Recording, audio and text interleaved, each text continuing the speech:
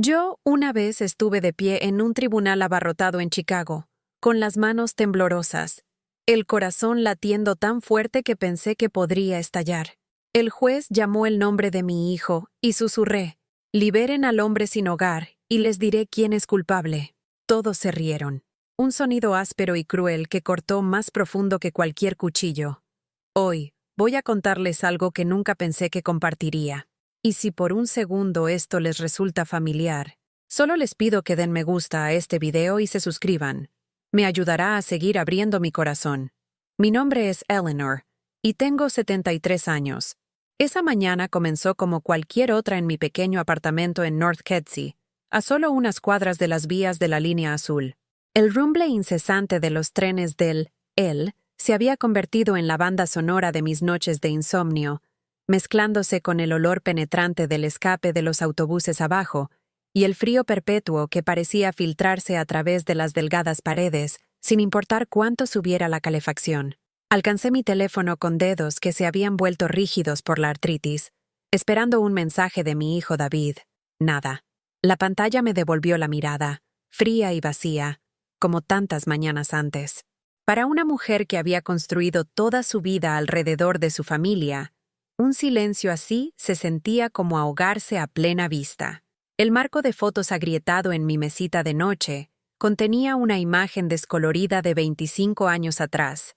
David como un niño de 7 años, con sus brazos apretados alrededor de mi cintura en la orilla del lago cerca de North Avenue Beach.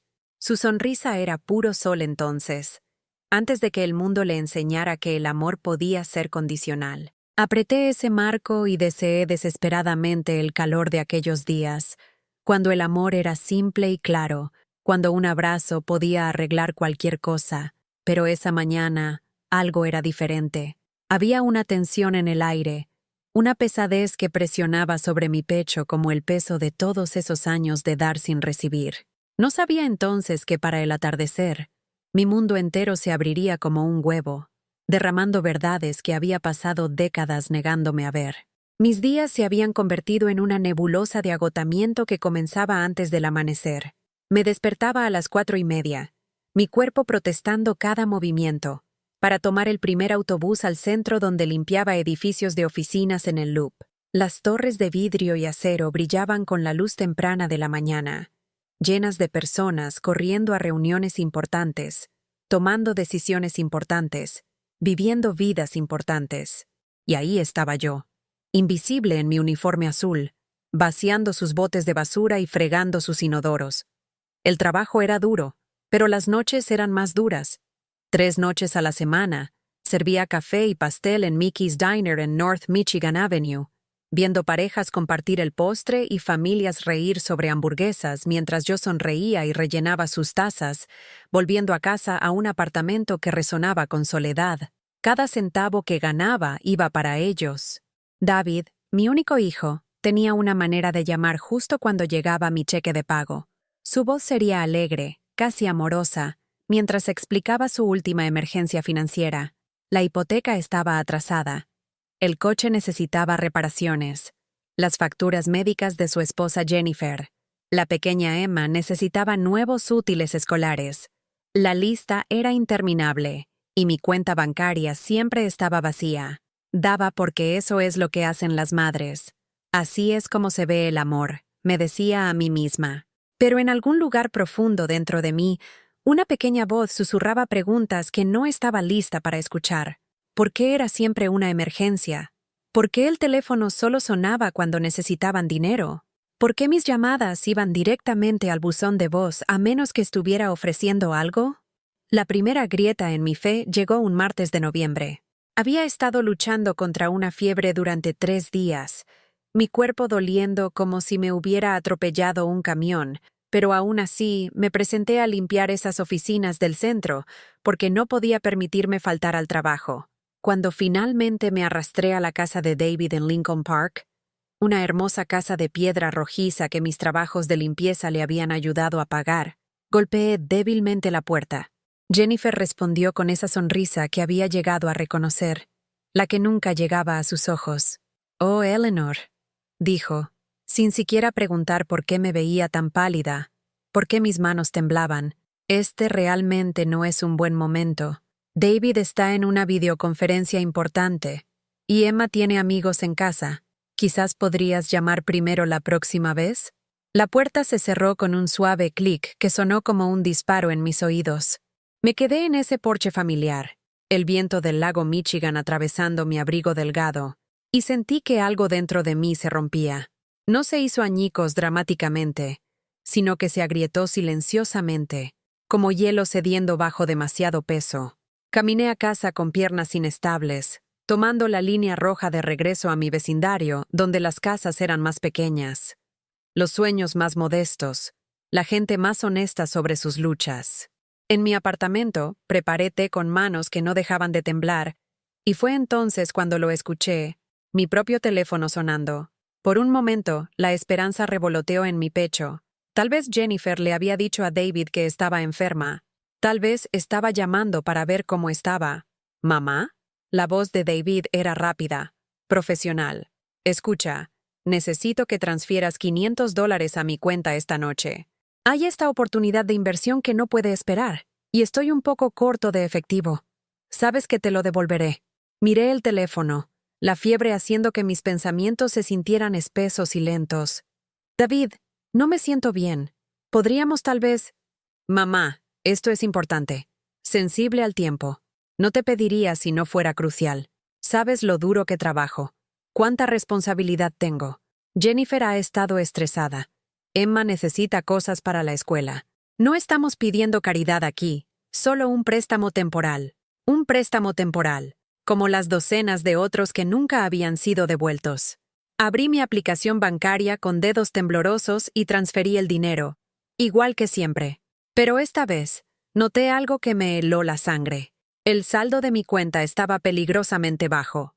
Más bajo de lo que había estado en años. ¿Cuándo había sucedido eso? Pasé esa noche revisando estados de cuenta antiguos, y la imagen que emergió me revolvió el estómago. Durante los últimos 5 años, les había dado casi $40,000. 40,000, más de la mitad de mis ahorros de toda la vida. Dinero que había reunido trabajando en 2 empleos, saltándome comidas, usando las mismas 3 prendas hasta que se deshacían. Pero no era solo el dinero. Mientras estaba sentada allí en mi cocina tenuemente iluminada, la verdad se asentó sobre mí como una manta pesada. Las llamadas que solo venían cuando necesitaban algo. Las visitas que siempre eran apresuradas, siempre interrumpidas. Los cumpleaños que olvidaban. Las festividades donde yo era una ocurrencia tardía. La forma en que Jennifer me miraba como si fuera un inconveniente, una carga que soportar. La forma en que mi propio hijo había aprendido a verme de la misma manera. El sueño no llegó esa noche. Me acosté en la cama escuchando los trenes y las sirenas, mirando al techo y tratando de recordar la última vez que David me había preguntado cómo me sentía. Realmente preguntado, no solo como un saludo educado antes de lanzarse a sus propios problemas. No podía recordarlo.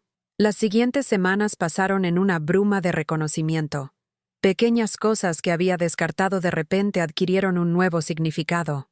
La forma en que las conversaciones terminaban abruptamente cuando trataba de compartir algo sobre mi día. Las miradas de fastidio que fingía no ver cuando mencionaba sentirme sola. La forma en que habían desarrollado una asombrosa capacidad para ser inalcanzables cada vez que necesitaba algo. Incluso algo tan simple como ayuda para llevar las compras por 2 tramos de escaleras. Comencé a prestar atención a las llamadas telefónicas, realmente escuchando. La voz de David se calentaba cuando estaba pidiendo algo, luego se enfriaba inmediatamente una vez que había conseguido lo que quería. Las conversaciones terminarían con promesas de visitar pronto, de cenar juntos, de llamar con más frecuencia. Promesas que se evaporaban como la niebla de la mañana. Diciembre trajo el tipo de frío que se asienta en tus huesos y no se va. Agarré otro virus. Peor esta vez, y pasé 3 días en cama sintiendo como si me estuviera ahogando en mi propia congestión. Llamé a David al segundo día. Mi voz apenas un susurro. «Hola, cariño», croé cuando contestó. «Estoy realmente enferma. Me preguntaba si tal vez podrías recoger algo de medicina para mí, o algo de sopa. Apenas puedo levantarme de la cama». Hubo una pausa. En el fondo, podía escuchar la televisión, los sonidos de la vida familiar normal continuando sin interrupción. Oh, mamá, eso es duro. Pero Jennifer tiene esta cosa de trabajo esta noche, y le prometí a Emma que la ayudaría con su proyecto de ciencias. Quizás intenta llamar a una farmacia que haga entregas. Tomarán tu tarjeta de crédito por teléfono. Clic. Tono de marcado. Me quedé allí mirando mi teléfono. Y por primera vez, me permití pensar el pensamiento que había estado acechando en los bordes de mi conciencia durante meses. No creo que me amen más. Tal vez nunca lo hicieron. Tal vez solo he sido conveniente. Un recurso para aprovechar cuando se necesita, como una cuenta corriente o un servicio de taxi. Pero incluso pensarlo se sentía como una traición. Eran mi familia, mi hijo, mi propósito. Sin ellos, ¿qué era yo? La Navidad llegó y se fue con una llamada telefónica rutinaria y una tarjeta de regalo para un restaurante al que nunca había ido, en una cantidad que ni siquiera cubriría un aperitivo. La Nochevieja me encontró sola en mi apartamento, viendo las celebraciones en la televisión y preguntándome cuándo me había vuelto tan invisible, incluso para las personas a las que había dado todo para crear y apoyar. Fue entonces cuando comencé a notar al hombre sin hogar. Su nombre era Robert, aunque no aprendí eso hasta mucho más tarde. Pasaba sus días cerca de la estación El de Fullerton, sentado en un pedazo de cartón con un letrero que decía, «Veterano, cualquier ayuda sirve». La mayoría de la gente pasaba sin mirarlo, con los ojos fijos en sus teléfonos o en el suelo, en cualquier lugar menos en su rostro curtido. Pero yo comencé a detenerme, no para dar dinero, Dios sabe que no tenía nada de sobra, sino solo para reconocerlo, para decir buenos días, para verlo como una persona en lugar de un inconveniente. Tenía ojos amables, del mismo marrón profundo que mi padre, y una dignidad tranquila que me recordaba a los hombres que habían regresado de Vietnam cuando yo era joven. «Mañana fría», diría, y él asentía. «Sí, señora, pero el sol está tratando de salir». Siempre optimista, incluso sentado en concreto con 20 grados. Me avergonzaba su gracia frente a las verdaderas dificultades, cuando yo me había estado ahogando en autocompasión a pesar de tener un techo sobre mi cabeza y comida en mi refrigerador. Una mañana a fines de enero, iba tarde al trabajo, corriendo para tomar el autobús con mi bolso apretado contra mi pecho. Las aceras estaban resbaladizas con hielo, y estaba concentrada en no caerme cuando escuché gritos detrás de mí. «¡Oye, deténganse! ¡Ladrón!». Me volví para ver a un hombre bien vestido con un abrigo caro señalando a Robert, que ahora estaba de pie, con confusión escrita en su rostro. Una billetera yacía en el suelo entre ellos.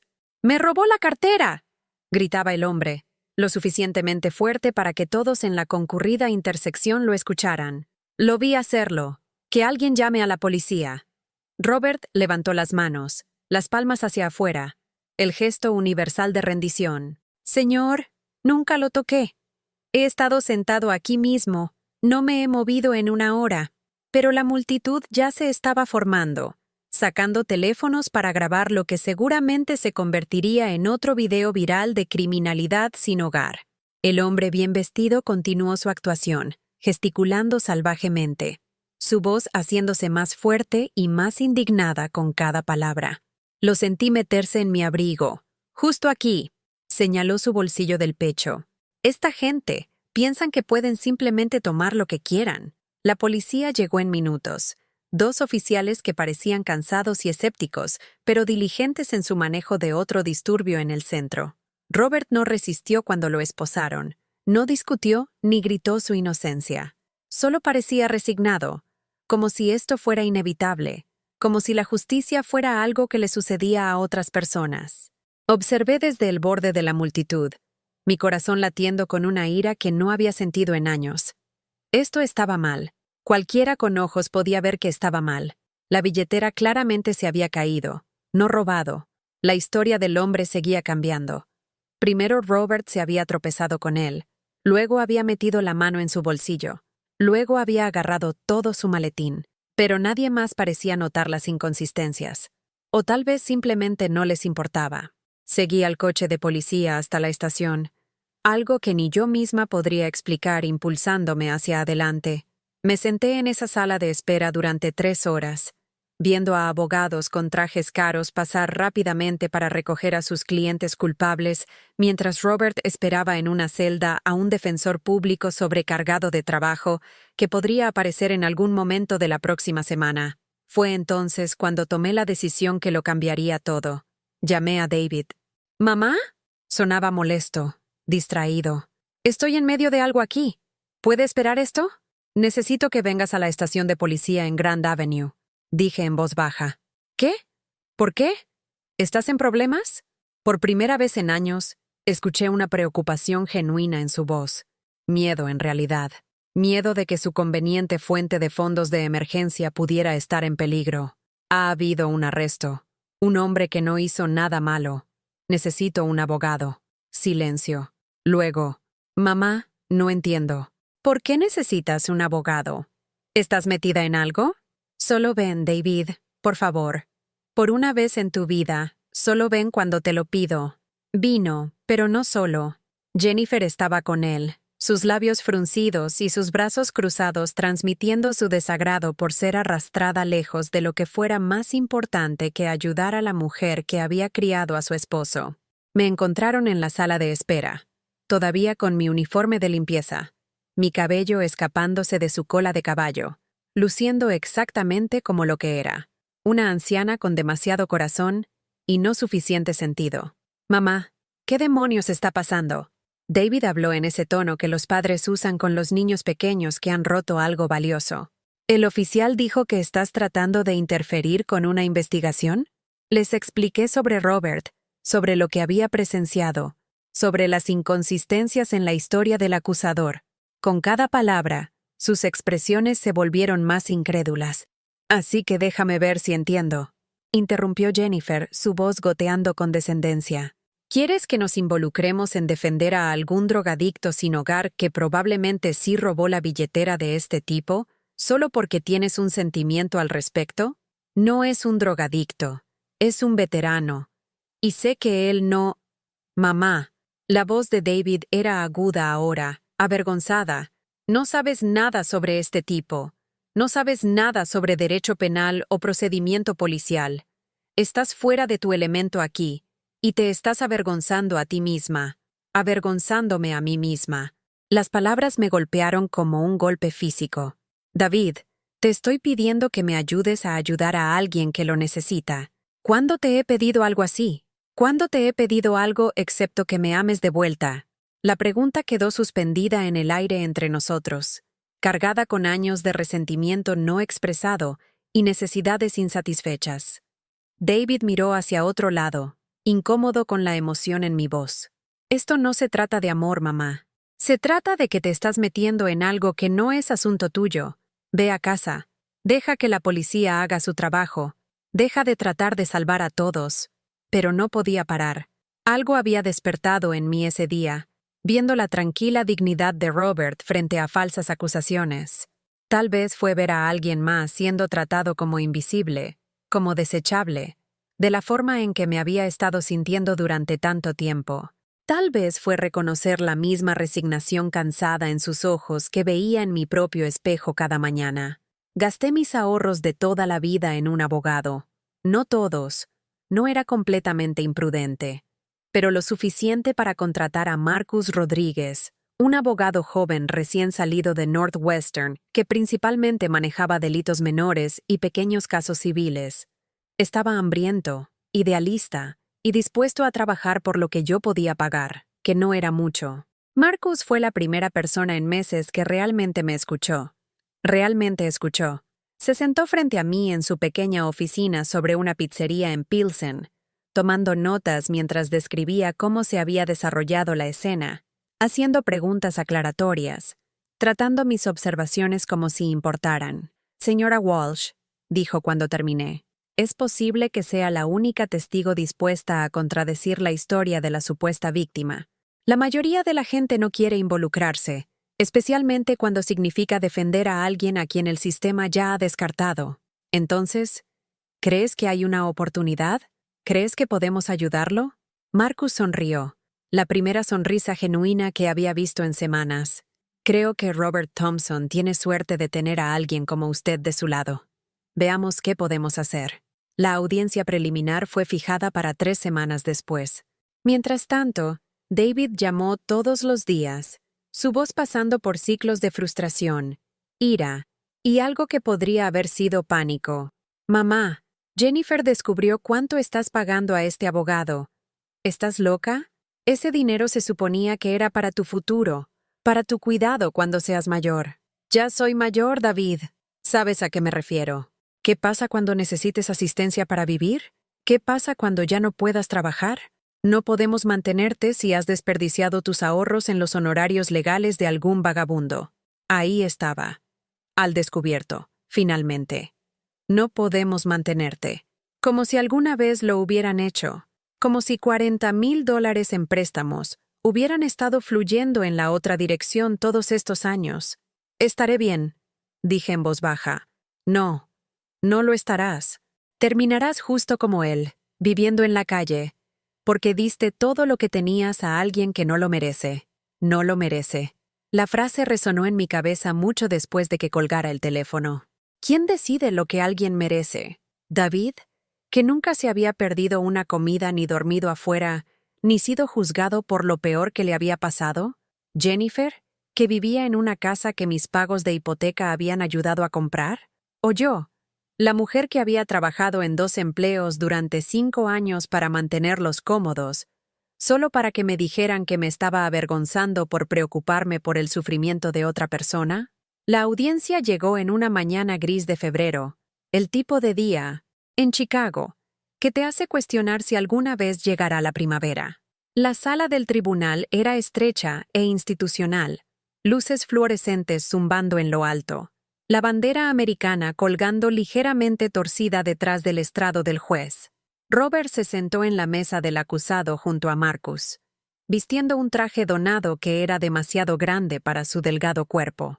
Al otro lado del pasillo, el fiscal parecía aburrido, hojeando archivos con la eficiencia de alguien que había hecho esto 1000 veces antes. En la galería detrás de nosotros, David y Jennifer se sentaron rígidos con desaprobación, mientras que la supuesta víctima hacía la corte con su esposa y lo que parecía la mitad de su club de golf. Yo fui la primera testigo de la fiscalía. Caminé hacia el estrado de los testigos con piernas temblorosas, mi mano temblando mientras la colocaba sobre la Biblia para jurar mi juramento. La sala del tribunal de repente se sintió enorme, llena de extraños que juzgarían si mis palabras tenían valor, si mi verdad importaba.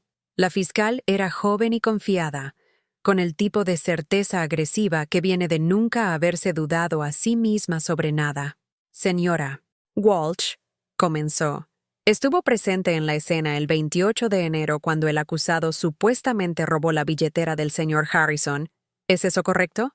Estuve presente, sí. Pero, solo responda a la pregunta que le hago, por favor. ¿Vio al acusado cerca del señor Harrison alrededor del momento en que ocurrió el robo? Sí, pero... ¿Y estaba aproximadamente a qué distancia del incidente? Tal vez a 15 pies, pero podía ver 15 pies. Gracias. En su opinión, ¿alguien a 15 pies de distancia tendría una vista clara de alguien metiendo la mano en el bolsillo de otra persona? Sentí que la trampa se cerraba, pero respondí honestamente. Dependería del ángulo, de lo que estuviera bloqueando la vista. Por supuesto que sí. ¿Había otras personas caminando cerca? ¿Tráfico? ¿Distracciones que podrían haber oscurecido su visión? Sí, pero... Gracias, señora Walsh. No más preguntas. Miré desesperadamente a Marcus, quien se levantó para el contrainterrogatorio con una sonrisa tranquila que me dio esperanza. Señora Walsh, mencionó varias veces que quería agregar algo a sus respuestas. ¿Puede decirnos qué observó el 28 de enero, en sus propias palabras, sin interrupción? La fiscal objetó, pero el juez la rechazó, y de repente tuve mi momento. Vi al señor Harrison dejar caer su billetera, dije claramente, mi voz haciéndose más fuerte con cada palabra. Estaba haciendo malabares con su maletín, su teléfono y su café, y la billetera se cayó de su abrigo cuando se agachó a atarse el zapato. Robert estaba sentado a 15 pies de distancia en su pedazo de cartón, y nunca se movió, nunca se levantó, nunca se acercó al señor Harrison. Cuando el señor Harrison se dio cuenta de que le faltaba la billetera, miró a su alrededor y vio a Robert e inmediatamente comenzó a acusarlo. En su observación, ¿el señor Harrison recogió la billetera él mismo? No. La dejó en el suelo y comenzó a gritar sobre ser robado. Nunca tocó la billetera después de que cayó. ¿Cuánto tiempo ha conocido al acusado? No lo conozco bien, pero lo he visto en esa misma esquina cada mañana durante meses. Siempre es educado, siempre respetuoso. Nunca se acerca a la gente ni pide dinero agresivamente. Solo se sienta tranquilamente. Gracias, señora Walsh. Pero mientras regresaba a mi asiento, podía sentir el escepticismo en la sala. El juez parecía cansado, como si hubiera escuchado 1000 historias similares de testigos bien intencionados que querían creer lo mejor sobre las personas. La fiscal ya estaba preparando su argumento final sobre idealistas sentimentales que no podían aceptar la realidad. Y en la galería, mi propio hijo estaba sacudiendo la cabeza, avergonzado por mi pública muestra de ingenuidad. Fue entonces cuando Marcus jugó su as. Su señoría, la defensa llama a Thomas Chen al estrado. Thomas Chen era el dueño de la florería de la esquina donde había ocurrido el incidente. Era un hombre pequeño y tranquilo que hablaba con precisión cuidadosa, claramente nervioso por estar en la corte. Señor Chen, comenzó Marcus, ¿tiene cámaras de seguridad en su negocio? Sí, señor, 2 cámaras. Una adentro, una apuntando a la acera afuera. ¿Esas cámaras graban continuamente? 24 horas al día, sí, señor. ¿La policía le pidió que proporcionara imágenes del 28 de enero? No, señor. Nadie me pidió nada. La fiscal estaba de pie inmediatamente, objetando la base y la relevancia, pero el daño estaba hecho. El juez ordenó un receso mientras ambas partes revisaban las imágenes, y 45 minutos después, todos vimos en un pequeño televisor cómo la escena se desarrollaba exactamente como la había descrito. El señor Harrison haciendo malabares con su rutina matutina. La billetera cayendo de su abrigo. Robert sentado inmóvil en su cartón, ni siquiera mirando en dirección a Harrison. Harrison buscando en sus bolsillos, encontrando la billetera en el suelo, luego mirando hacia arriba para ver a Robert e inmediatamente comenzando su acusación. Pero había algo más en el video, algo que me heló la sangre. Después de que Harrison comenzara a gritar, después de que la multitud comenzara a formarse, hubo un momento en que se agachó para recuperar su billetera, pero en lugar de solo recogerla, hizo una pausa, miró directamente a Robert, y luego deliberadamente pateó la billetera más cerca de donde Robert estaba sentado. Había escenificado la evidencia. La sala del tribunal estalló. La esposa de Harrison de repente estaba muy interesada en examinar sus uñas. Sus amigos del club de golf estaban revisando sus teléfonos. La fiscal estaba susurrando frenéticamente a su asistente. Y en ese momento me puse de pie. «Liberen al hombre sin hogar», dije claramente, mi voz llevándose por encima del caos. «Y les diré quién es culpable». Todos se rieron. Esa risa dura y nerviosa que acompaña al colapso de cómodas suposiciones. Se rieron de la vieja señora de la limpieza que pensaba que entendía de justicia, que pensaba que su voz importaba en esta sala llena de personas importantes con títulos en derecho y trajes caros. Pero seguí hablando. «Señor Harrison, ¿por qué pateó esa billetera más cerca de Robert antes de afirmar que él la robó?» La risa murió.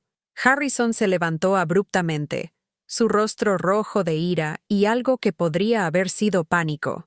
«No tengo que escuchar acusaciones de una anciana delirante que...» «Señor Harrison», interrumpió el juez bruscamente, «se sentará y permanecerá callado, o será retirado de esta sala». Marcus ya se estaba moviendo, solicitando una desestimación inmediata de todos los cargos y sugiriendo que el fiscal podría querer considerar presentar cargos en la dirección opuesta. El juez, que de repente parecía muy despierto y muy interesado, concedió la desestimación y ordenó a Harrison permanecer en la sala para discutir posibles cargos de presentar un informe policial falso y manipulación de evidencia. Robert Thompson salió libre, pero más que eso, salió con su dignidad intacta. Mientras estábamos en las escaleras del juzgado en el amargo viento de febrero, se volvió hacia mí con lágrimas en los ojos. Señora, no sé por qué hizo esto por mí, pero no lo olvidaré, nunca.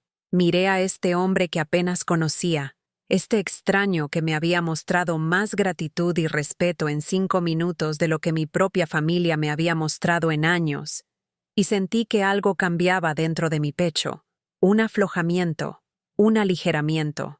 Todos merecen que alguien crea en ellos, dije simplemente. Detrás de nosotros, David y Jennifer salieron del juzgado, sus rostros fijados en expresiones coincidentes de desagrado. Se acercaron como nubes de tormenta, oscuras con juicio y decepción. «Mamá», dijo David, su voz tensa con ira controlada, «necesitamos hablar». Pero por primera vez en años, no tenía miedo de su desaprobación. No estaba desesperada por su aprobación. De pie allí con Robert y Marcus, rodeada de personas que me veían como alguien que valía la pena escuchar, me sentí poderosa de una manera que había olvidado que era posible. «David», dije con calma, «necesito irme. Marcus va a llevar a Robert y a mí a tomar un café para celebrar». «Mamá», dije que necesito irme. Me alejé de mi hijo por primera vez en su vida adulta, y con cada paso me sentía más ligera. El café se convirtió en almuerzo, que se convirtió en una larga tarde de conversación, que no me había dado cuenta de que estaba hambrienta. Marcus nos contó sobre crecer como hijo de inmigrantes, sobre su determinación de usar su título de derecho para ayudar a personas que no podían permitirse ayuda. Robert habló sobre su tiempo en el ejército, sobre la lesión que terminó su carrera, sobre la serie de pequeños desastres y mala suerte que lo llevaron a esa esquina cerca de la estación L. Hablamos sobre libros, sobre películas, sobre Chicago y cómo había cambiado a lo largo de las décadas. Conversación real, donde las personas escuchan las respuestas de los demás, donde la opinión de todos importa. No podía recordar la última vez que había experimentado algo así. Cuando finalmente nos separamos esa noche, Marcus me entregó su tarjeta de presentación. «Señora Walsh, si alguna vez necesita algo, asesoramiento legal, alguien con quien hablar, lo que sea, llámeme». Lo que hizo hoy fue valiente. Fue correcto. No deje que nadie le diga lo contrario. Tomé la línea azul a casa mientras el sol se ponía sobre la ciudad, viendo los vecindarios familiares desplazarse por las ventanas. Pero todo parecía diferente de alguna manera. Las mismas calles, los mismos edificios, pero vistos a través de ojos que habían recordado su propio valor. Mi apartamento se sentía más pequeño cuando entré, no de una manera estrecha, sino de una manera acogedora, como un espacio que era realmente mío, no solo un lugar donde me escondía del mundo. Preparé té y me senté en mi pequeña mesa de la cocina, mirando las luces de la ciudad, y por primera vez en meses me sentí en paz. El teléfono sonó 1 hora después. David, por supuesto. «Mamá, Jennifer y yo hemos estado hablando y estamos preocupados por ti, realmente preocupados. Todo este incidente de hoy no es propio de ti. Estás actuando erráticamente, tomando decisiones que no tienen sentido. Creemos que deberías ver a alguien, un médico, tal vez hacerte una evaluación». Evaluación. La palabra quedó suspendida entre nosotros como una amenaza. «Me siento bien, David. De hecho, me siento mejor de lo que me he sentido en años. Eso es exactamente lo que nos preocupa. Acabas de gastar miles de dólares defendiendo a un hombre sin hogar que ni siquiera conoces. Avergonzaste a nuestra familia frente a una sala llena de gente. ¿Y ahora nos dices que te sientes genial?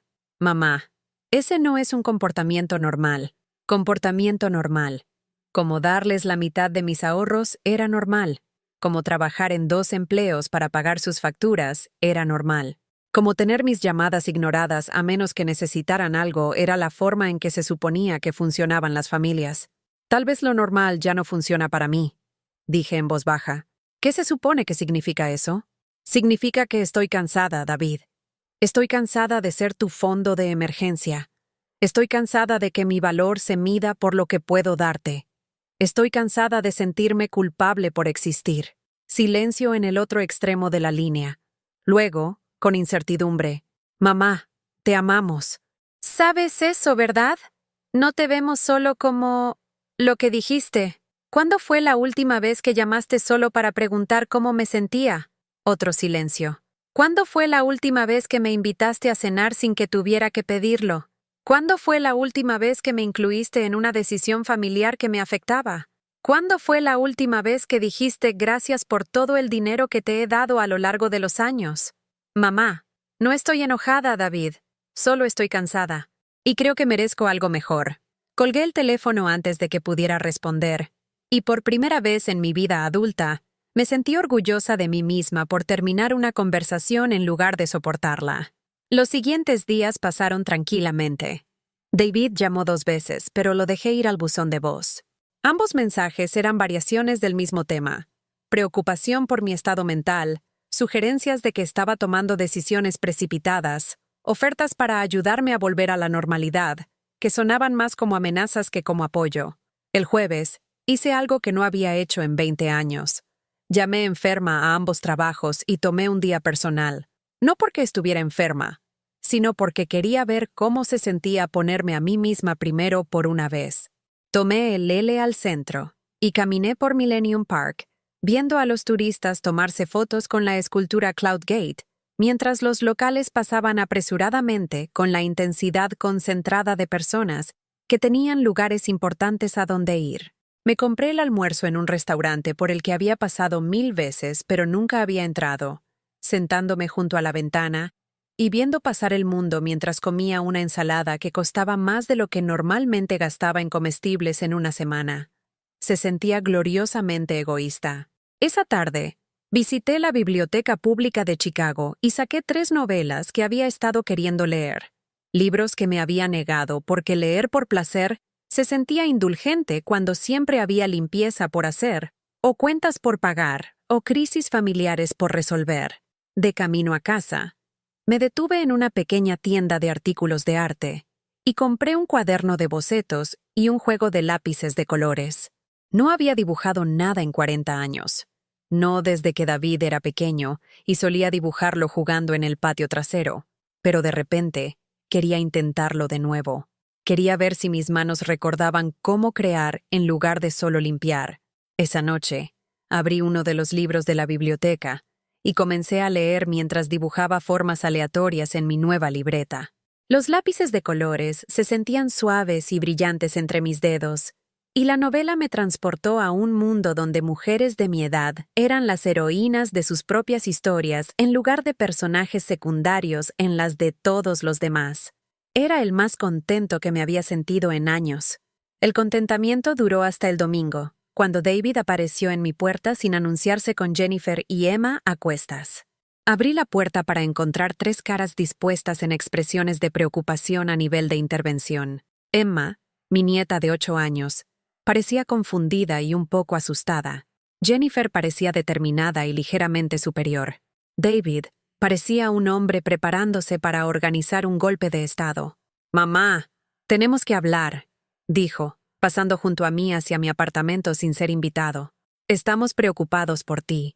Se acomodaron en mi pequeño sofá como un tribunal. Emma apretada entre sus padres, los 3 mirándome con la intensidad enfocada de personas que han ensayado esta conversación. «Abuela», dijo Emma con su voz pequeña, «papá dice que no te sientes bien». Mi corazón se rompió un poco, escuchando mis preocupaciones filtradas a través de esta niña inocente que se parecía tanto a David a su edad. Me senté frente a ellos, sintiéndome repentinamente exhausta. «Me siento bien, cariño. Mejor de lo que me he sentido en mucho tiempo». «Eso es lo que nos preocupa», intervino Jennifer.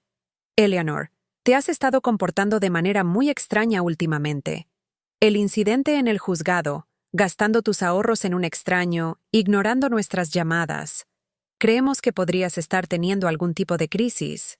«¿Una crisis?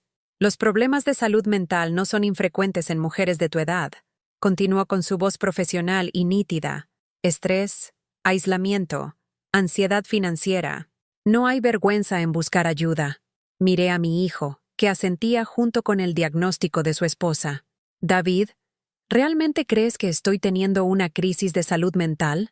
Creo que estás actuando como alguien que no reconozco», dijo cuidadosamente. «La madre que conozco no habría hecho lo que hiciste la semana pasada». No ignoraría nuestras llamadas ni nos excluiría. Algo ha cambiado, y estamos asustados. Algo ha cambiado. Estuve de acuerdo. He comenzado a pensar en lo que quiero en lugar de solo hacer lo que se espera de mí. Pero eso es exactamente a lo que nos referimos, presionó Jennifer. Nunca has sido egoísta así antes. Siempre has puesto a la familia primero. ¿Ahora de repente estás poniendo a extraños por delante de tu propio hijo y nieta? Egoísta. Ahí estaba esa palabra otra vez, blandida como un arma para hacerme sentir culpable por atreverme a considerar mis propias necesidades. ¿Qué quieren de mí?, pregunté en voz baja. David y Jennifer intercambiaron miradas, el tipo de comunicación sin palabras que sugería que ya habían discutido esto extensamente. «Queremos que veas a alguien», dijo David. «Un consejero, tal vez un psiquiatra. Alguien que pueda ayudarte a superar lo que sea que estés pasando. Y mientras tanto, otro intercambio de miradas. Mientras tanto, creemos que deberías dejarnos ayudar a administrar tus finanzas. Solo temporalmente, hasta que te sientas más como tú misma». Ahí estaba la verdadera razón de esta intervención. Estaban aterrorizados de que pudiera gastar más de su herencia en causas que no aprobaban. Querían ponerme de nuevo en la caja donde pertenecía. Agradecida, complaciente y controlable. Miré a Emma, que estaba observando esta conversación adulta con ojos preocupados y amplios, tratando de entender por qué su abuela de repente se había convertido en un problema que necesitaba solución. «Emma», dije suavemente, «¿recuerdas cuando fuimos al zoológico el verano pasado, solo tú y yo, y me preguntaste cuál era mi animal favorito?» Ella asintió. «¿Recuerdas lo que dije? Dijiste elefantes, porque cuidan de sus familias, pero también son realmente fuertes, y nadie se mete con ellos». «Eso es correcto. ¿Y sabes por qué me gusta eso de los elefantes?» Ella negó con la cabeza. «Porque saben la diferencia entre cuidar a alguien y dejar que alguien se aproveche de ellos. Son amables, pero no son fáciles de manipular». Miré a David y Jennifer, que claramente estaban incómodos con esta conversación siendo conducida frente a su hija. «Los amo mucho a todos», continué, todavía hablando con Emma pero asegurándome de que los adultos escucharan cada palabra. «Pero no estoy enferma, y no necesito que otra persona administre mis finanzas. Lo que necesito es ser respetada como una persona que puede tomar sus propias decisiones, incluso si esas decisiones no son lo que otras personas harían». «Mamá», comenzó David. «No terminé», dije firmemente. «También necesito que mis llamadas telefónicas sean devueltas incluso cuando no necesites dinero. Necesito ser invitada a eventos familiares en lugar de solo ser informada sobre ellos después. Necesito ser tratada como alguien cuyas opiniones y sentimientos importan, no solo como un recurso conveniente». La habitación quedó en silencio, excepto por el zumbido de mi viejo refrigerador y el sonido distante del tráfico en la avenida Kedzie. «¿Estás diciendo que no te tratamos bien?» La voz de Jennifer era defensiva ahora, enojada. «Estoy diciendo que merezco algo mejor de lo que he estado recibiendo. Y si eso me hace mentalmente enferma en tu opinión, entonces tal vez el problema no está en mi mente». David se puso de pie abruptamente, su rostro sonrojado con ira y algo que podría haber sido pánico. «Bien», dijo. «Si así es como lo quieres, bien. Pero no nos llames cuando estés viviendo en la calle porque regalaste todo tu dinero a extraños. No esperes que te cuidemos cuando no puedas cuidarte a ti misma». La amenaza quedó en el aire como una nube tóxica. Emma miró de un lado a otro entre su padre y yo, claramente angustiada por la ira en su voz. «No lo haré», dije con calma. «Espero cuidarme a mí misma, como lo he estado haciendo durante 73 años». Se fueron sin otra palabra. Jennifer llevando a Emma hacia la puerta mientras David reunía su indignación justa como armadura alrededor de sí mismo. Observé desde mi ventana mientras cargaban en su auto, David gesticulando enojado mientras Jennifer asentía, ya planeando su próxima estrategia para lidiar con mi inconveniente independencia. Pero mientras los veía alejarse, no sentí la aplastante soledad que había esperado. En cambio, sentí alivio. La conversación que había estado temiendo durante años finalmente había terminado, y todavía estaba en pie. Durante las siguientes semanas, el silencio de la familia de David fue completo. Sin llamadas, sin mensajes, sin visitas inesperadas. El silencio en mi apartamento se sentía diferente ahora, no vacío, sino pacífico.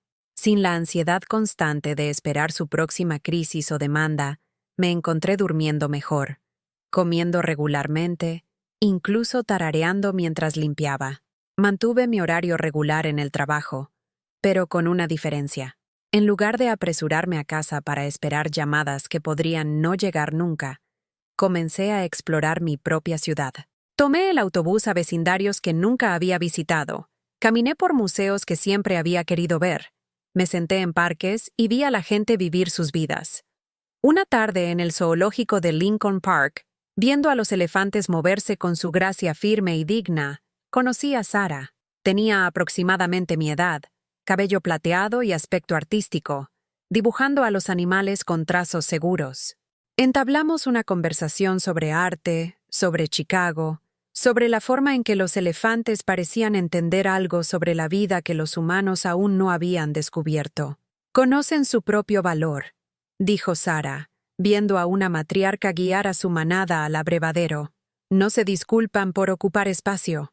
Tomando café después, me encontré contándole sobre la sala del tribunal, sobre David, sobre la extraña liberación de decepcionar a personas que me habían estado dando por sentada durante años. Bien por ti, dijo simplemente.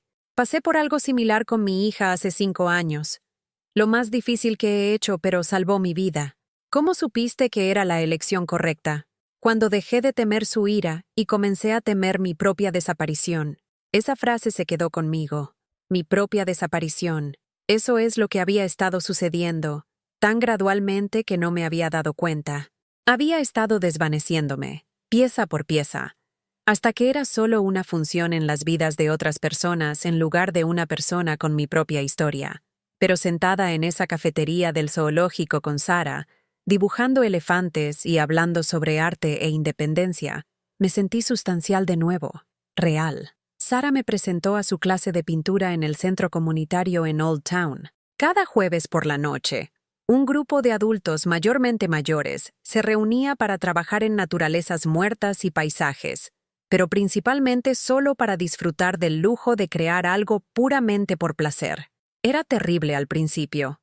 Mis manos no recordaban nada sobre dibujar, y mi ojo para el color estaba oxidado por décadas de negligencia. Pero la maestra, una mujer paciente llamada Lisa, animaba a todos a centrarse en el proceso más que en el resultado. El arte no se trata de ser perfecto, decía.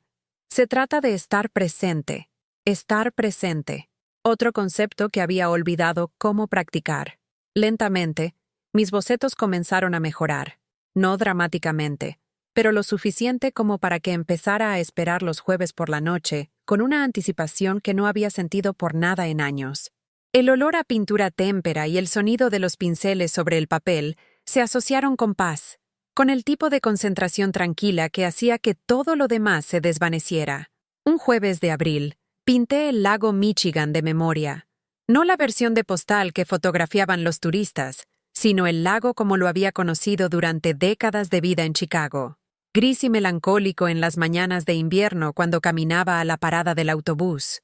Azul brillante en las tardes de verano cuando solía llevar a David a la playa. Plateado y misterioso bajo cielos nublados cuando me sentaba en bancos durante mis descansos para almorzar, comiendo sándwiches y viendo las olas. Cuando me alejé del caballete, me di cuenta de que había pintado no solo un lago, sino una vida. Todos esos años de mirar pero no realmente ver, de estar demasiado ocupada gestionando las necesidades de todos los demás, para notar la belleza que me rodeaba cada día. Eso es encantador, Eleanor, dijo Lisa, parada a mi lado para estudiar mi trabajo. Puedes ver los años en él, la relación entre yo y esta ciudad que había sido mi hogar durante tanto tiempo, entre yo y la vida que había vivido aquí. Era la primera vez que había pensado en mi existencia como una relación que valía la pena nutrir, en lugar de solo una serie de obligaciones por cumplir. Compré un marco para esa pintura y la colgué sobre mi mesa de la cocina, donde podía verla cada mañana mientras bebía mi café y planeaba mi día.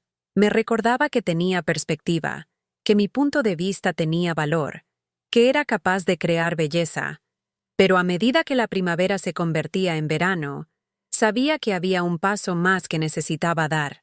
Marcus había llamado varias veces desde el caso judicial, comprobando cómo estaba como un buen abogado, comprueba a un cliente que se había convertido en amigo. Durante nuestra última conversación, había mencionado que Robert había encontrado vivienda temporal a través de un programa para veteranos y estaba trabajando a tiempo parcial en un almacén de muebles. Pregunta por ti cada vez que lo veo, había dicho Marcus. Creo que le gustaría agradecerte adecuadamente, cuando estés lista. Estaba lista. Nos encontramos para almorzar en una pequeña cafetería en Pilsen, los tres apretados en un reservado con asientos de vinilo agrietados y una mesa de formica que había visto mejores décadas. Robert se veía más saludable de lo que había estado en el juzgado, su rostro menos demacrado, su ropa limpia y adecuadamente ajustada. Señora Walsh, dijo mientras nos acomodábamos con nuestro café, he estado queriendo decirle algo. Lo que hizo por mí no fue solo por ese caso judicial. Fue por creer que yo valía la pena luchar cuando nadie más lo hizo. Eso cambió algo para mí. Siempre valiste la pena luchar por ti, dije. Solo vi lo que debería haber sido obvio para todos. Pero la mayoría de la gente no lo ve, agregó Marcus. La mayoría de la gente ve a alguien sentado en la calle y hacen suposiciones. No ven a una persona con una historia, con dignidad, con derechos. Eso es lo que mi familia veía cuando me miraban, dije, sorprendiéndome a mí misma con la honestidad. No una persona con sus propios sueños y necesidades, solo alguien cuya función era resolver sus problemas. Hablamos durante 2 horas sobre familias, sobre expectativas, sobre la diferencia entre ser necesitado y ser valorado.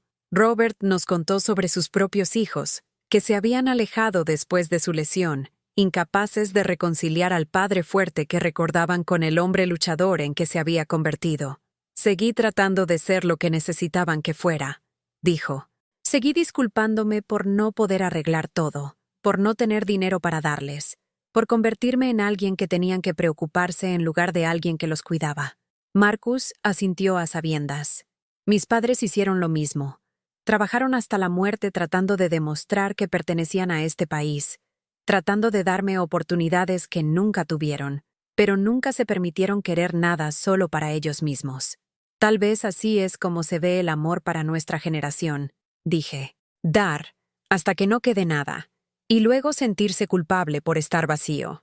O tal vez, dijo Robert en voz baja, el amor real significa enseñar a las personas que tienes valor incluso cuando no puedes darles lo que quieren. Esa tarde, mientras nos separábamos afuera de la cafetería, sentí un cambio en mi comprensión de lo que había sucedido con David. Durante meses, me había centrado en cambiar su comportamiento, hacerle ver mi valor, convencerlo de que me tratara mejor. Pero eso todavía hacía que su opinión fuera el centro de mi universo. El verdadero cambio no se trataba de él en absoluto. Se trataba de mí aprendiendo a ver mi propio valor, independientemente de si alguien más lo reconocía o no. Esa noche, hice algo que no había hecho en 40 años. Escribí en un diario, no sobre mis problemas o mi dolor, sino sobre mi día, la forma en que la luz se veía atravesando las ventanas de la cafetería, el sonido de Marcus riendo por una de las historias de Robert, la sensación de ser entendida por personas que no tenían ninguna obligación de entenderme. Escribí sobre la clase de pintura, sobre la amistad de Sarah, sobre los pequeños placeres diarios que había estado redescubriendo, la forma en que mi apartamento se sentía más como un hogar ahora que no estaba constantemente ansiosa por las llamadas telefónicas, los libros que estaba leyendo, los bocetos que estaba haciendo. Escribí sobre posibilidades, sobre cómo podría sentirse planear un futuro basado en lo que yo quería en lugar de lo que todos los demás esperaban. Escribir esos pensamientos los hizo sentir más reales, más legítimos. Esto no era una crisis o una fase o una crisis de salud mental. Esto era crecimiento. Esto era curación. Esto era lo que parecía cuando alguien que había olvidado cómo soñar comenzaba a recordar. La llamada llegó un miércoles a fines de junio. Me estaba preparando para el trabajo, tarareando una canción en la radio, cuando sonó mi teléfono. El nombre de David apareció en la pantalla. Y por un momento, mis viejos reflejos se activaron. El familiar aleteo de ansiedad, la suposición inmediata de que algo estaba mal, que me necesitaban para alguna crisis. Pero dejé que sonara. Cuando sonó la alerta del buzón de voz, la ignoré durante 3 horas mientras seguía con mi rutina matutina. Cuando finalmente escuché, la voz de David sonaba tensa, incierta. «Mamá, soy yo. Mira, sé que no hemos hablado en un tiempo, y sé que nuestra última conversación no fue bien, pero Emma ha estado preguntando por ti, y Jennifer piensa que tal vez deberíamos tratar de arreglar las cosas. ¿Podrías devolverme la llamada? Por favor». Borré el mensaje y me fui a trabajar. Durante 3 días, David llamó una vez cada mañana. Escuché cada mensaje de voz, pero no respondí. Su tono cambió de conciliador a frustrado a algo que se acercaba al pánico. «Mamá, no entiendo por qué no estás devolviendo la llamada. ¿Estás bien? ¿Estás enojada? Estoy empezando a preocuparme de que te haya pasado algo». Al 4.º día, Jennifer dejó un mensaje. «Eleanor, esto es ridículo. Sabemos que estás recibiendo estas llamadas y estás siendo infantil al ignorarlas. David está muy preocupado, y francamente, yo también. Cualquier punto que estés tratando de hacer, lo has hecho. Ahora, por favor, actúa como un adulto y llámanos». Ese mensaje, lo guardé. Lo reproduje 3 veces, maravillándome del tono. Incluso en su preocupación, incluso cuando me pedían algo, no había calidez.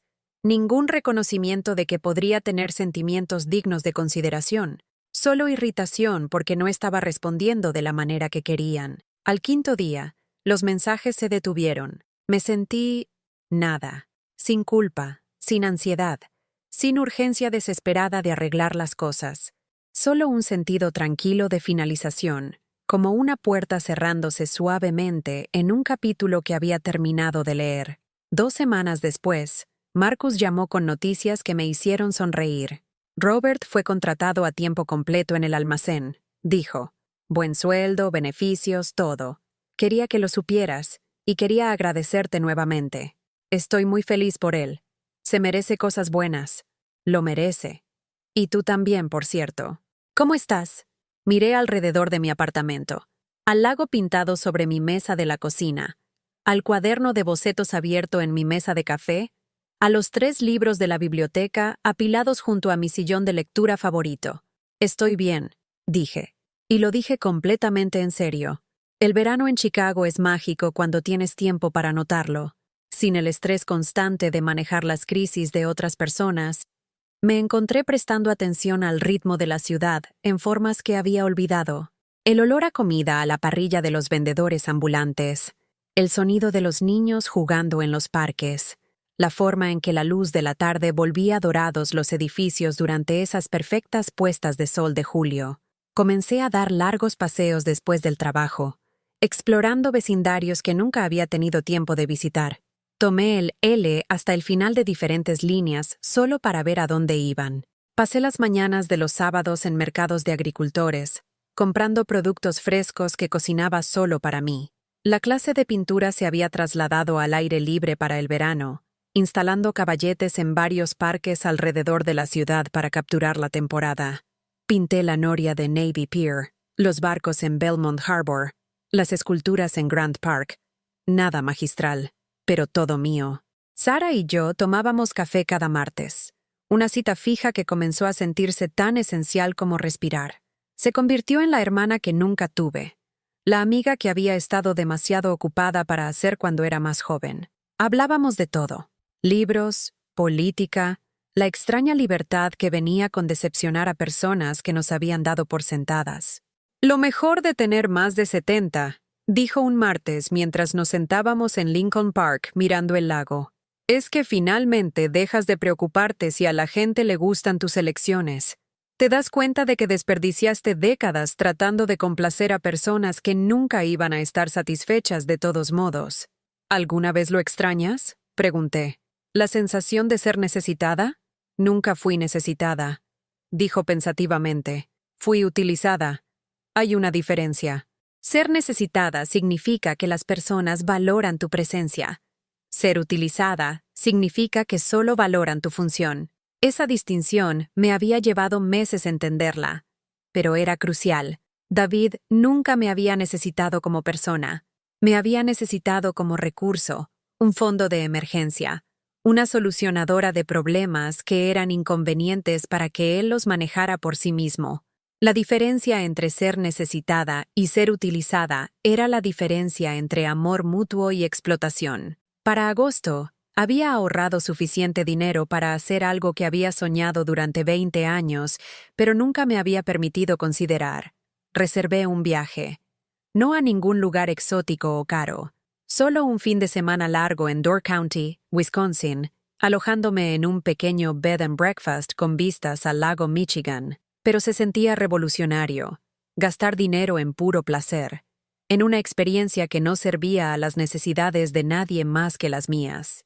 Tomé el tren a Milwaukee, luego un autobús a la península, viendo el paisaje cambiar de urbano a rural al tipo de encanto de pueblo pequeño que existe principalmente en las películas. El bed and breakfast era todo lo que había esperado. Habitaciones acogedoras, desayunos caseros y un porche delantero que daba al agua. Durante 3 días, no tuve otro horario que mis propios deseos. Caminé por playas recolectando piedras interesantes. Exploré tiendas de antigüedades y galerías de arte. Me senté en cafeterías leyendo novelas y tomando café que alguien más había hecho para mí. El sábado por la noche, me encontré en un pequeño restaurante con asientos al aire libre, viendo la puesta de sol pintar el cielo en tonos rosados y dorados mientras comía pescado fresco y sorbía una copa de vino. En la mesa junto a mí, una pareja joven discutía tranquilamente sobre dinero. Sus voces tensas con el tipo de estrés que recordaba de mi propio matrimonio temprano. Quería decirles algo, compartir alguna sabiduría sobre no sacrificar tu propia paz por problemas que realmente no eran tuyos para resolver. Pero no lo hice. En cambio, pagué mi cuenta, dejé una propina generosa y caminé de regreso a mi bed and breakfast bajo un cielo lleno de estrellas que no había tomado tiempo para notar en años. Esa noche, llamé a Marcus desde mi habitación. «Eleanor, ¿cómo va la vacación?» «Perfecta», dije, diciéndolo en serio. «Marcus, quiero que me ayudes con algo cuando regrese». «Por supuesto, ¿qué necesitas?» «Quiero establecer un pequeño fondo. Nada dramático, solo algo para ayudar a personas como Robert. Veteranos, adultos mayores, personas que necesitan ayuda legal pero no pueden pagarla». Hubo silencio en el otro extremo de la línea. «Eleanor, esa es una idea maravillosa. ¿Estás segura de esto financieramente?» Miré por mi ventana a la luz de la luna sobre el agua, pensando en todo el dinero que le había dado a David a lo largo de los años, todas las emergencias que nunca habían sido realmente emergencias. «Estoy segura», dije. «Es mi dinero y quiero usarlo para algo que me importa». Cuando regresé a Chicago, me sentí como una persona diferente. No dramáticamente transformada, pero asentada en mí misma de una manera que no había estado en décadas. Me movía a través de mis rutinas con una confianza tranquila, que se sentía a la vez nueva y familiar, como regresar a una casa en la que había vivido hace mucho tiempo. El fondo legal tomó forma rápidamente con la ayuda de Marcus.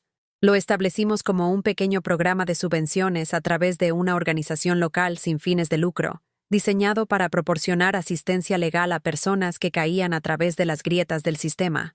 Contribuí con $5,000 inicialmente, dinero que habría ido a la próxima emergencia de David, y me comprometí a agregar más a medida que pudiera. «¿Sabes?», dijo Marcus mientras terminábamos el papeleo, «esto podría ayudar a muchas personas.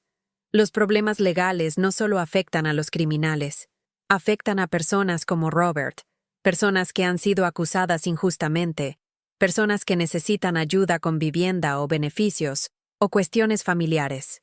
Bien», dije simplemente, «todos merecen que alguien crea en ellos». La frase se había convertido en una especie de lema para mí, un recordatorio de la lección que había aprendido al ver a Robert mantener su dignidad frente a una falsa acusación. Todos merecen que alguien crea en ellos.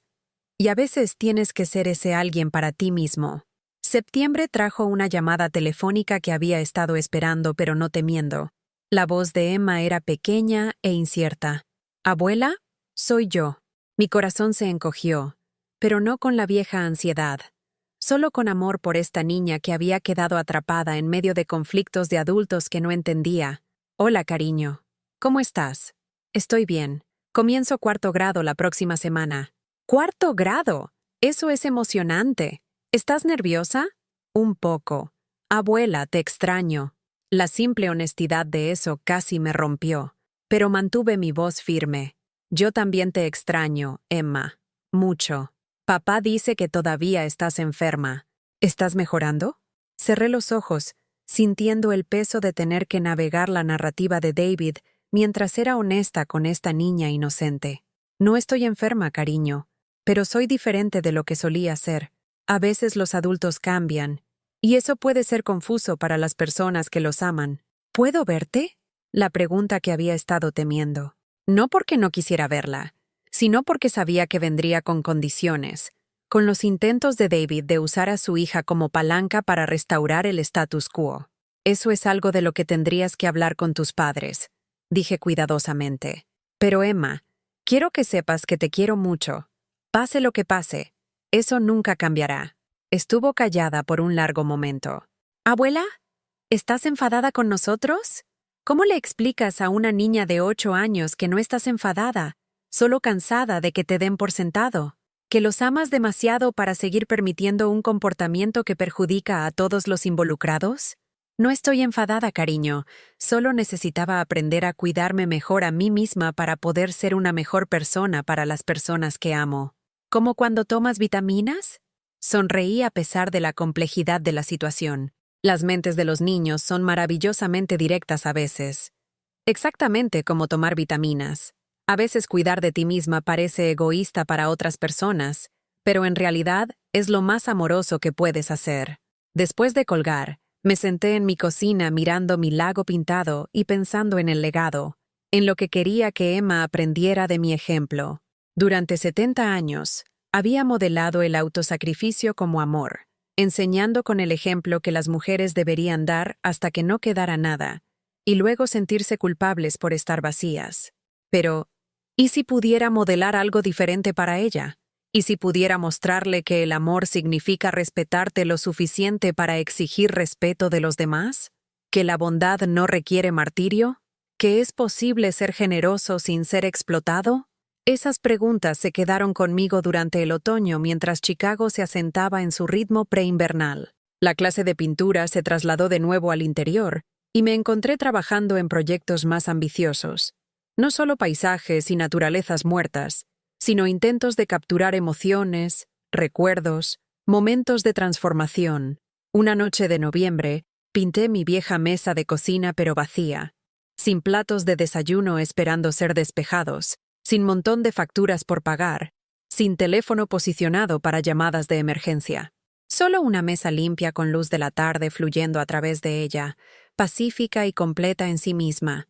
Lisa, nuestra maestra, se detuvo detrás de mi caballete para mirar. «Hay tanta serenidad en esto», dijo. «Es como si hubieras pintado el descanso mismo». Descanso. Un concepto tan simple, pero uno que había olvidado cómo practicar. La capacidad de existir sin propósito, sin función, sin estar constantemente preparándome para resolver los problemas de otra persona. La idea revolucionaria de que podría simplemente ser, sin ganarme la existencia a través del servicio. El invierno llegó temprano ese año, pero en lugar de temer los meses fríos por delante, me encontré esperándolos con interés. Había abastecido mi apartamento con libros, materiales de arte y buena comida. Tenía amigos a quienes llamar, lugares a donde ir, proyectos en los que trabajar. Por primera vez en años, la perspectiva del invierno de Chicago se sentía acogedora en lugar de aislante. Fue entonces cuando David apareció en mi puerta en una noche nevada de diciembre, luciendo más viejo de lo que recordaba, cansado de una manera que no era solo física. Abrí la puerta y miré a mi hijo. Realmente lo miré, viendo no solo mi propia decepción y dolor, sino su confusión, su genuina perplejidad sobre cómo todo se había vuelto tan complicado. «Hola, mamá». «Hola, David». Nos quedamos allí por un momento, evaluándonos mutuamente. Él miró alrededor de mi apartamento, y traté de verlo a través de sus ojos. El arte en las paredes, los libros y cuadernos de bocetos esparcidos. La sensación de paz que se había asentado en el espacio junto con mi nueva comprensión de mi propio valor. «Te ves bien», dijo, y pareció sorprendido por la admisión. «Gracias. Me siento bien». «¿Podemos hablar?» Me hice a un lado para dejarlo entrar, notando cómo se movía con más cuidado que antes, como alguien que había perdido alguna confianza esencial. Se acomodó en mi sofá, el mismo lugar donde había entregado su ultimátum meses antes. Pero su postura era diferente ahora, menos agresiva, más incierta. «Emma te extraña», dijo sin preámbulo. «Yo también la extraño. Pregunta por ti constantemente. ¿Cuándo puede verte? ¿Por qué no llamas? ¿Por qué ya no vienes a cenar?» Esperé, dejándolo llenar el silencio. Jennifer y yo hemos estado hablando. Mucho. Sobre lo que pasó. Sobre... Hizo una pausa, luchando con las palabras. Sobre si podríamos haber sido injustos contigo. Podríamos haber sido injustos. El lenguaje cuidadoso de alguien que no estaba listo para reconocer completamente el mal comportamiento, pero comenzaba a sospechar que existía. «¿Qué piensas?», pregunté neutralmente. «Creo que nos acostumbramos a que estuvieras disponible siempre que te necesitábamos. Creo que tal vez dimos eso por sentado. Tal vez. Todavía eludiendo. Todavía minimizando. Pero era un comienzo. David, ¿puedo preguntarte algo? ¿Cuándo fue la última vez que me llamaste solo para ver cómo estaba? No porque necesitaras algo. No porque hubiera una crisis. ¿Solo porque querías escuchar mi voz?» Estuvo callado por un largo momento, claramente buscando en su memoria. «No recuerdo», dijo finalmente, su voz pequeña. «Yo tampoco». Nos sentamos con esa honestidad entre nosotros, pesada e incómoda. «He estado pensando en papá», dijo de repente, «en cómo era contigo antes de morir, cómo había llegado al punto en que solo te hablaba cuando quería algo. Sus comidas preparadas de cierta manera, sus pastillas organizadas, sus citas médicas arregladas. ¿Recuerdas?». Recordaba. Esos últimos años cuando mi esposo había estado enfermo, cuando la enfermedad lo había vuelto exigente y crítico, cuando me había convertido más en enfermera que en esposa, más en función que en persona. Recuerdo. Creo que aprendí eso de él, que las mujeres existen para resolver problemas, para hacer las cosas más fáciles. Creo que te he estado tratando de la misma manera que él lo hizo. Era lo más cercano a una disculpa que probablemente conseguiría, y probablemente lo más cercano que David era capaz de llegar a una verdadera autorreflexión. Pero se sentía sincero, como un reconocimiento genuino más que como manipulación. «¿Qué te gustaría hacer al respecto?», pregunté. «Quiero intentarlo de nuevo. Diferente esta vez. Quiero que Emma conozca a su abuela, pero quiero que tú también conozcas a tu nieta. No solo como alguien que aparece cuando necesitamos una niñera, sino como alguien que tiene su propia relación con Emma. ¿Cómo se ve eso en la práctica? No lo sé todavía, pero tal vez podríamos comenzar con una cena. Solo nosotros 4, sin agenda, sin crisis que resolver. Solo familia». Estudié la cara de mi hijo, buscando señales de los viejos patrones, la sutil manipulación que había caracterizado nuestra relación durante tanto tiempo. Pero parecía genuinamente incierto, genuinamente esperanzado, como alguien que estaba aprendiendo un nuevo idioma y no estaba seguro si estaba pronunciando las palabras correctamente. «Me gustaría eso», dije cuidadosamente, «pero necesito que entiendas que algunas cosas han cambiado permanentemente». «¿Qué quieres decir?». «Quiero decir que no volveré a ser tu fondo de emergencia. No volveré a que mi valor se mida por lo que puedo darte. No volveré a aceptar migajas de atención y pretender que son suficientes». Asintió lentamente. «Quiero decir que tengo mi propia vida ahora, mis propios intereses, mis propios amigos. Ya no puedes tener acceso a mí a demanda. Tienes que mantener realmente una relación si quieres los beneficios de una. De acuerdo. Y si vuelves a los viejos patrones, si empiezas a darme por sentada de nuevo, si empiezas a tratarme como un recurso en lugar de como una persona, me iré de nuevo. Permanentemente esta vez». La palabra permanentemente quedó suspendida en el aire entre nosotros y lo vi absorber su peso. «Entiendo», dijo en voz baja. «Mamá, lo siento. Realmente lo siento por cómo te he tratado, por cómo todos te hemos tratado. No era una disculpa perfecta. No abordaba todos los años de explotación, toda la manipulación emocional, todas las formas en que me habían hecho sentir invisible y sin importancia. Pero era honesta, y era un comienzo. Gracias, dije simplemente. Cenamos el domingo siguiente en un restaurante en River North, territorio neutral, donde las dinámicas serían diferentes de lo que habían sido en su casa o en la mía. Emma parloteaba sobre la escuela, sobre sus amigos, sobre un libro que estaba leyendo. Jennifer era educada pero reservada, claramente todavía ajustándose a esta nueva versión de mí que tenía opiniones y límites. Pero David hizo un esfuerzo. Preguntó sobre mi clase de pintura, sobre mi trabajo voluntario con el fondo legal, sobre cómo había pasado mis vacaciones en Door County. Preguntas reales que requerían respuestas reales.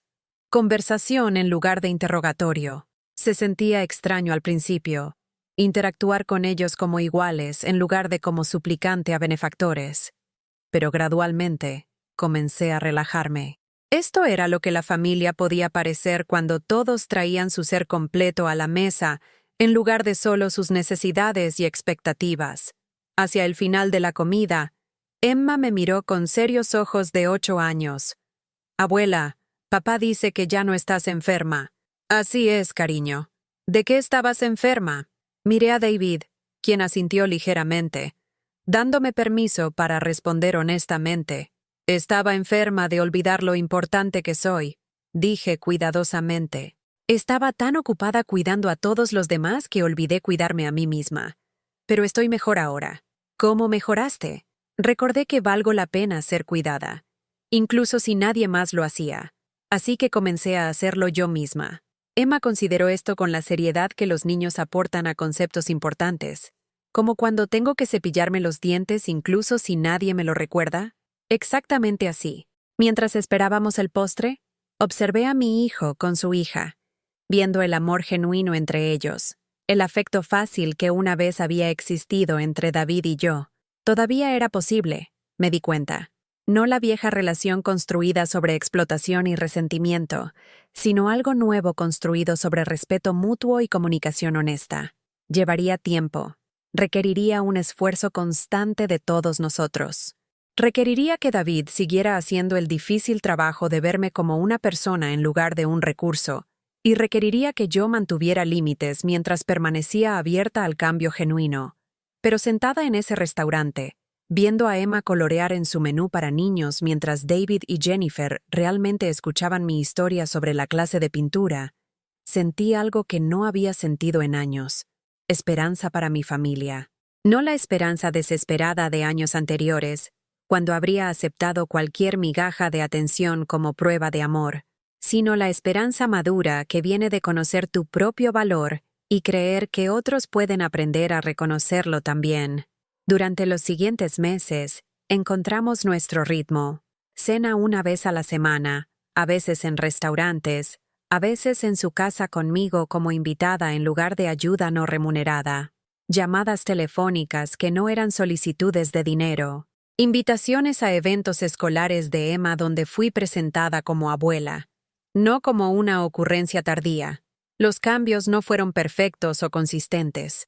Todavía había momentos en que los viejos patrones trataban de reafirmarse, cuando Jennifer tendría esa mirada que sugería que estaba calculando mi utilidad, cuando David comenzaría una oración que sonaba como el preámbulo a una solicitud financiera. Pero ahora tenía palabras para esos momentos, límites que se mantenían firmes. No estoy disponible para resolver ese problema. Eso suena como algo que tendrán que resolver ustedes mismos. Estaría feliz de ofrecer consejos, pero no ofreceré dinero. Las frases que una vez habrían parecido crueles, ahora se sentían necesarias, como una medicina que sabe mal pero promueve la curación. Y gradualmente, dejaron de probar esos límites. David aprendió a resolver sus propias emergencias financieras. Jennifer aprendió a manejar sus obligaciones sociales sin asumir que yo proporcionaría cuidado infantil gratuito. Emma aprendió que su relación conmigo no estaba condicionada a las necesidades de sus padres, que podía llamarme solo para hablar, solo para compartir algo emocionante de su día. La primavera llegó de nuevo, y con ella, un asentamiento más profundo en mi nueva vida. El fondo legal había ayudado a 8 personas a navegar casos judiciales que no podrían haber permitido pelear solos. La clase de pintura se había convertido en una piedra angular de mi semana. Un lugar donde era conocida por mi creciente habilidad y sentido del humor seco, en lugar de mi función en las vidas de otras personas. Sara y yo habíamos planeado un viaje juntas para principios del verano, un taller de pintura en Wisconsin, donde podríamos pasar una semana enfocándonos enteramente en el arte y la amistad. A los 74 años, estaba planeando mi futuro de maneras que nunca me había permitido imaginar, pero la verdadera transformación se mostró en momentos más pequeños. La forma en que me despertaba cada mañana sin ansiedad, preguntándome qué crisis exigiría mi atención. La forma en que podía leer un libro por placer, sin sentirme culpable por las cosas más importantes que debería estar haciendo. La forma en que podía gastar dinero en mí misma sin un coro de voces internas cuestionando si lo merecía. La forma en que podía mirarme en el espejo y ver a alguien que valía la pena cuidar. Una tarde de mayo, mientras caminaba a casa desde el centro comunitario después de la clase de pintura, sonó mi teléfono. El nombre de David apareció en la pantalla, y por un momento sentí el viejo aleteo de ansiedad. Pero contesté con calma, sin la desesperada ansiedad que una vez había caracterizado mi respuesta a sus llamadas. «Hola, David. Hola, mamá. ¿Cómo estuvo tu clase?» Era una pregunta tan simple, pero representaba todo lo que había cambiado. Me estaba preguntando sobre mi experiencia, mi noche, mi vida, sin transicionar inmediatamente a sus propias necesidades o problemas. Fue maravillosa. Estoy trabajando en una pieza inspirada en la orilla del lago al amanecer.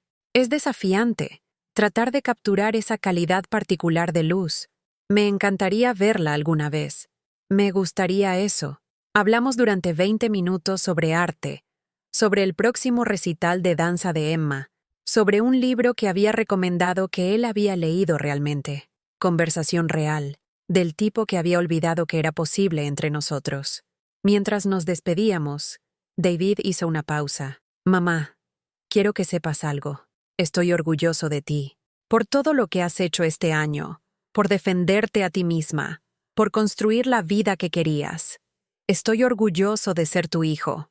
Me quedé en la acera en el crepúsculo que se reunía, lágrimas corriendo por mi cara, sintiendo el peso de palabras que había esperado 7 décadas para escuchar. «Gracias, David. Eso significa más de lo que sabes». Después de colgar, continué caminando a casa a través de las calles familiares de mi vecindario. Los mismos edificios, los mismos autobuses, los mismos trenes, el retumbando en lo alto. Pero yo era diferente, y esa diferencia lo cambiaba todo. Pensé en Robert, probablemente saliendo de su turno en el almacén, yendo a casa a su pequeño apartamento que representaba dignidad recuperada. Pensé en Marcus, usando su título de abogado para nivelar campos de juego que habían estado inclinados contra personas sin recursos.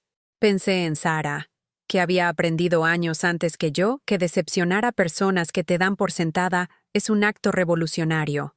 Pensé en Emma, creciendo con una abuela que modelaba el respeto propio en lugar del autosacrificio, que le mostraba que el amor no requiere la eliminación del yo. Y pensé en esa mañana en la sala del tribunal 8 meses antes, cuando me había puesto de pie y exigido justicia para alguien a quien todos los demás habían descartado. Cuando había encontrado mi voz después de años de servicio silencioso. Cuando había aprendido que todos merecen que alguien crea en ellos. Y a veces ese alguien tiene que ser uno mismo. La verdad que salió ese día no fue solo sobre una billetera o una falsa acusación. Fue sobre la diferencia entre ser utilizada y ser valorada.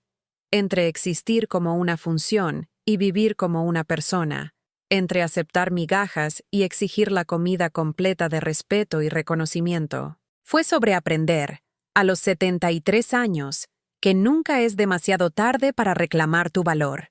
Esta noche, me sentaré en mi mesa de la cocina bajo mi pintura del lago Michigan, leyendo una novela y esbozando ideas para mi próxima obra de arte. Mañana, Me despertaré sin ansiedad, planearé mi día alrededor de mis propias prioridades e interactuaré con mi familia como igual en lugar de como suplicante. Recordaré que pasé 7 décadas dándolo todo a personas que me veían como un recurso, y luego aprendí a verme a mí misma como una persona digna de cuidado, incluido el mío propio. El hombre sin hogar fue liberado ese día en la corte, pero yo también. Ambos aprendimos que la justicia a veces lleva la cara de un defensor improbable, que la dignidad puede mantenerse incluso en circunstancias imposibles, y que la verdad tiene una manera de salir a la superficie cuando alguien se preocupa lo suficiente para exigirla. ¿Alguna vez te has sentido invisible en tu propia vida? ¿Alguna vez has dado tanto de ti mismo que olvidaste quién eras debajo de todo ese servicio? ¿Alguna vez has defendido a alguien más y descubierto que realmente te estabas defendiendo a ti mismo? Si algo de esto suena familiar, quiero que sepas. No estás solo, no estás loco, y no eres demasiado viejo para cambiar. Tu voz importa, tus necesidades importan. Tú importas, no por lo que puedes dar o hacer o resolver, sino simplemente porque existes. Por favor, comparte tu historia en los comentarios a continuación. Dale me gusta a este video si habló a tu corazón, y suscríbete para que puedas seguir abriendo el mío. Juntos, tal vez podamos ayudar a alguien más a encontrar el coraje para exigir el respeto que merece. La verdad siempre sale eventualmente. A veces, solo necesita a alguien lo suficientemente valiente para expresarla.